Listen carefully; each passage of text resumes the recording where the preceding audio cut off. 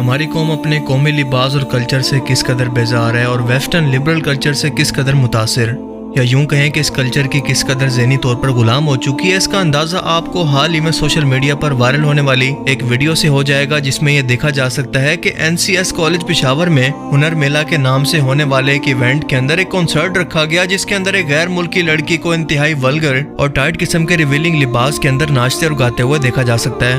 جس کے سامنے بیٹھے اسٹوڈنٹس نہ صرف اسے انجوائے کر رہے ہیں بلکہ ہنر بھی سیکھ رہے ہیں۔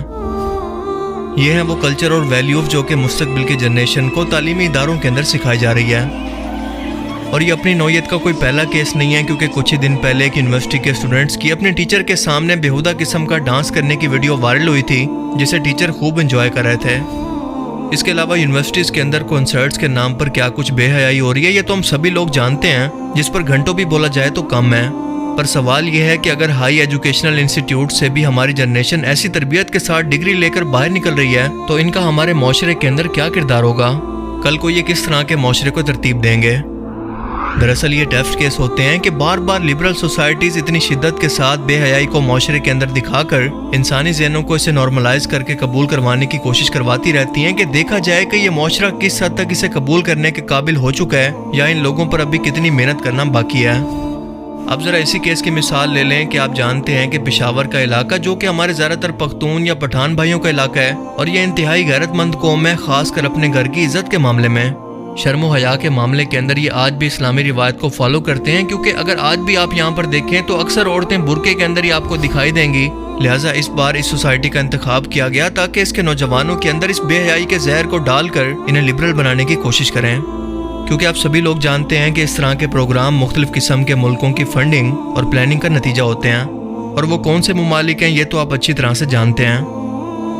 سامنے بیٹھے نوجوان لڑکے لڑکیاں سیٹیاں مار کر اور تالیاں بجا کر اسے انجوائے بھی کر رہے ہیں۔ اچھی بات یہ ہے کہ KP گورنمنٹ نے اس پر ایکشن بھی لے لیا ہے کہ یہ بےہودگی ہماری روایت اور کلچر کے خلاف ہے، اور اگر ان کے شو کاز نوٹس کا 3 دن کے اندر جواب نہیں دیا گیا تو اس ادارے کی گورنمنٹ سے ایفیلیشن بھی ختم ہو سکتی ہے۔ ادارے نے بھی اس پر معافی نامہ جاری کیا ہے کہ ہمیں اس بات کا علم نہیں تھا، لیکن یاد رکھیں کہ یہ سب بہانے ہیں، لیم ایکسکیوزز ہیں، کیونکہ ایسا ممکن ہی نہیں ہے کہ غیر ملکی سنگر کو بلایا جائے، اس کے پورے ایونٹ کو پلان کیا جائے، لیکن اس سنگر کو یہ تک نہ پتا ہو کہ اس ملک کے کلچر یا روایات کیا ہیں، یہاں پر کس طرح کی ڈریسنگ کرنی ہے، کن رولز کو فالو کرنا ہے، یا پھر کالج کو پتہ نہ چلے کہ ان کے پروگرام کے اندر کیا کچھ چل رہا ہے۔ یہ سب کچھ پراپر پلاننگ کے تحت ہوتا ہے اور باقاعدہ کانٹریکٹ سائن کروائے جاتے ہیں، اور اگر واقعی ایسا ہے کہ کالج کو پتہ نہیں تھا تو گورنمنٹ کے ایکشن لینے سے پہلے تک ان لوگوں نے خود سے اس وقت تک ایکشن کیوں نہیں لیا جب تک یہ ویڈیو سوشل میڈیا پر وائرل نہ ہو گئی؟ یہ بات تو صاف طور پر منافقت کو ظاہر کرتی ہے۔ اس ملک کے اندر بے حیائی ایک جرم ہے، یعنی پاکستانی قانون کو توڑا گیا مگر کسی کو کوئی سزا نہیں ہوئی، کوئی فالو بیک ایکشن نہیں لیا گیا، اور اب صرف سوری کہہ دینے سے اس نیم برنا لڑکی کے ڈانس کی سزا ختم نہیں ہو سکتی۔ کیا فائدہ ایسی تعلیم کا کہ جو لوگوں کو شعور ہی نہ دے سکے؟ علامہ اقبال نے بالکل ٹھیک کہا تھا کہ اگر خدا سے کرے دور تو تعلیم بھی فتنہ۔ اگر یہی سب چلتا رہا اور کسی نے اس سب پر سوال نہیں اٹھایا یا پھر ان کے خلاف کوئی کارروائی نہیں کی تو یونیورسٹیز اور کالج سے ڈاکٹرز، انجینئرز، سائنٹسٹ کی بجائے اسی طرح ناچنے والے مراسی اور دیسی لبرل پیدا ہوں گے، جن کا معاشرے کی ترقی کے اندر کوئی کردار نہیں، بلکہ یہ معاشرے کا ناسور بن کر رہ جائیں گے، جو نہ دین کے ہیں نہ دنیا کے۔ اللہ تعالیٰ سے دعا ہے کہ ایسے لوگوں کو ہدایت دے۔